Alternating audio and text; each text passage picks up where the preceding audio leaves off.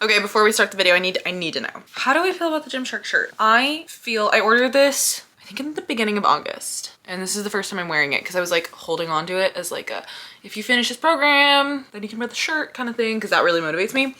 And I love the maroon. And I kind of like the lettering, but how do we feel about it outside of the gym? Is this a cute shirt to wear to school? What do we think? Let me know in the comments down below. Hi, if you're new here, my name is Jaycee. I'm an ACE certified personal trainer, ACE certified fitness instructor, and I've been teaching so many different group fitness formats for the past 2 years. And in today's video, I want to talk about 5 things that I wish I knew before becoming a fitness instructor. Now, the reason on the timing of this video is because I am in a management position at my current group fitness job, and we are about to hire a bunch of new instructors and start the training process. And it makes me feel so nostalgic about my time going through group fitness. And there were a lot of things that I thought or expected about this job that have turned out to be so completely, like, not untrue, but like different from what I expected. And so I thought it would be a really cool video today for all of my aspiring group fitness instructors, current fitness instructors, fitness enthusiasts, to talk about 5 things that I wish I knew before I became an instructor. So if you're new here, if this content interests you, subscribe, like this video, and check out my channel for more. I offer so many different videos about fitness, group fitness, personal training, and just regular college student stuff. So without further ado, let's get started. All right, so number 1 on things that I wish I knew before becoming a fitness instructor is that you really have to hustle if you want to achieve a higher income. And I wanted to start right off the bat with this one. I just want to get out there that most of us don't go into this career for the money. And if you do, I'm going to encourage you to take a step back and maybe reevaluate.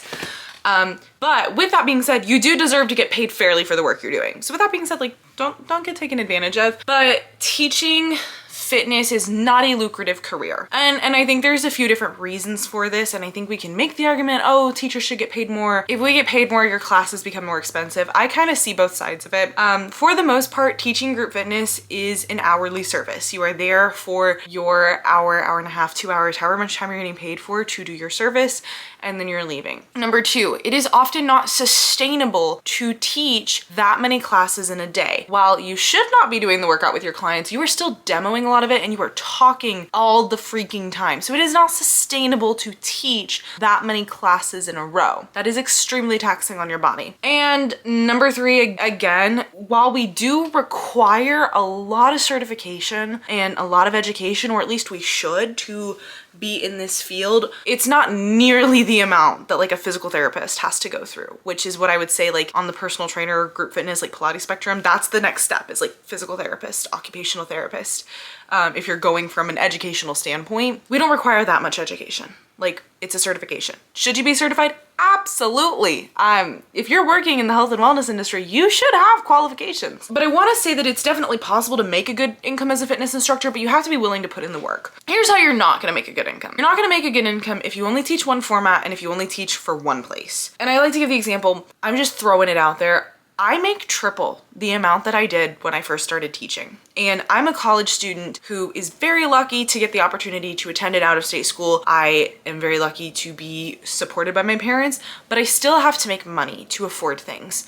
And I was lucky that when I started in group fitness that I had 3 other jobs, doing work for intramural sports and then doing some marketing work on the side that helped me make a sustainable income. If I was just doing group fitness, I would not have been able to pay for groceries. I make triple the amount that I did since starting group fitness, and I don't work those 2 other jobs anymore. Only make triple the amount that I did because I pursued additional certifications to raise my hourly rate. I added on additional formats so I could get more hours teaching. I became a personal trainer so I could add that on as well. I started teaching for other locations, other facilities, and I worked to be in a management position at the job. So what I want to kind of say is, like, you can do this full time. You can make a lot of money doing it, but you're not going to make that money just teaching one format. Unless it's Pilates. I think Pilates and like might be one of the only ones where you could probably be a full-time Pilates instructor. But that would be like you're doing privates, you are training instructors, you're doing something in management and in administration. So that's my take on it. And I think people need to know that, like, you're not going to get rich from teaching group fitness. You will be compensated fairly, but you will not be made rich. Number 2 is that practice truly makes perfect. And I really wish I'd understood that when I started this job. Because when you're first starting out, you have to practice, and not just your class plan. You need to practice modifications, you need to practice cueing, you need to practice what you're gonna do when something goes wrong, how you're gonna celebrate someone when something goes right, because when you're up on that mic, you're running on adrenaline, especially those first few classes. Eventually, you're gonna get to a point where one, you understand the ins and outs of how you program your class super well, you understand the ins and outs of the music, and you just have the confidence that you know that every time you teach, you're in control of the room. But that moment is not gonna happen for a while. An example I like to give is my bar classes. When I first started out teaching bar, I was a hot mess. I had to practice. Before every class, I had to run at least the first half of the class to familiarize myself with the music, familiarize myself with the workout, when I would do the changes, how I would do the cues. If I did not practice, it was not a good moment for me as a teacher, because I saw the quality of my classes decline when I wasn't practicing. I've been teaching bar for 2 years now, and I understand the ins and outs of my class. I play music that I'm unfamiliar with, that I have never heard before I play it in that class, that I'm able to cue to because I understand how music for fitness works so well. I'm able to program on the spot a good workout because I have my formulas, I have my guidelines. For example, my class last week, I think we did abductions, like work specifically with the resistance band. I planned none of it before other than the fact that we're going to be focusing on abductions and that we were going to be using a resistance band. And I delivered an amazing workout. That is only because I have the experience necessary that if I get in a situation where I'm put on the spot, I'm able to be put on the spot. Now, when you're an experienced instructor, I don't recommend it. It's a little stressful, but you have to practice in order to get there. The more you practice, the better you're gonna get at your craft. Right now, I'm learning how to do step aerobics. It's a new format I'm trying to challenge myself with, and I've never had to memorize choreography before. Everything has been made up by me, changed on the spot by me, but with step aerobics, it's very different. And so I'm now in that position again where I have to practice and I have to get good at something in order to be able to teach it to everyone. Number 3, this one's gonna ruffle some feathers. There's a difference between loving group fitness classes and loving teaching group fitness classes. And this is something that I really try to stress to all of my new instructors that I end up mentoring, is that you are not there to work out. That's not your workout. You're there to teach. My first priority as an instructor is not to do the workout, but to guide my class through a safe and engaging experience. And some of that is going to be me doing it with them, either as a demonstration, as motivation, as kind of encouragement. And then a lot of that is I'm scanning the room, I'm walking around, I'm helping people make adjustments, I'm making sure the music's not too loud, my mic's not too loud, I'm giving form corrections. A lot of it is you being an active teacher, an active participant in the room, being able to listen to feedback and cue accordingly. And so when you are thinking about becoming a fitness instructor, I would consider it like, do you just enjoy making a playlist? Or do you really want to understand the ins and outs of not only how we program, but how we communicate it to people? Because that's who makes the best instructors. It's not the skinniest people. It's not who has the best matching sets. It's not even who has the best playlist. It is who can teach the best and give the participants the best experience from start to finish. Another hot take, I will die on this hill. I think that simple classes done well are so much better than complex classes that end up really confusing. I think there is a certain showbiz aspect to group fitness that instructors have to consider.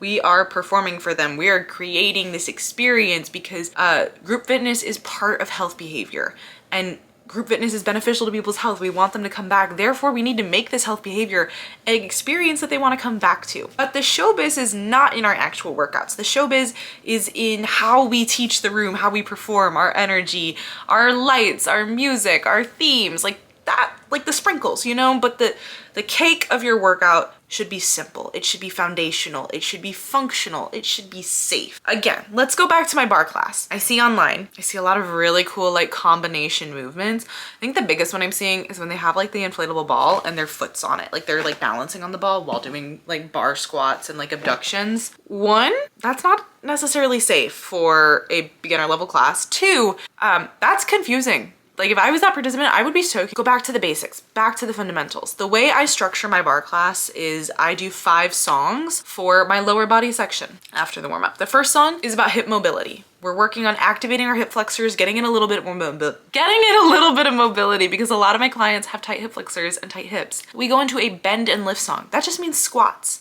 And with squats, that seems so boring, but there's so many things that you can play around with this simple squat movement. For example, do they have a resistance band on? Is the ball between their legs? Do we have an O-ring between their legs? How are we playing with tempo? Are we going down 1, up 1, maybe down for 3, up 1, even down for 4, up for 4? Are we pulsing? Are we adding a heel lift? Like there's so many ways that you can be simple and have a good workout rather than confusing your clients with combination movements. And I'm not hating on combination movements. I think there's a time and a place.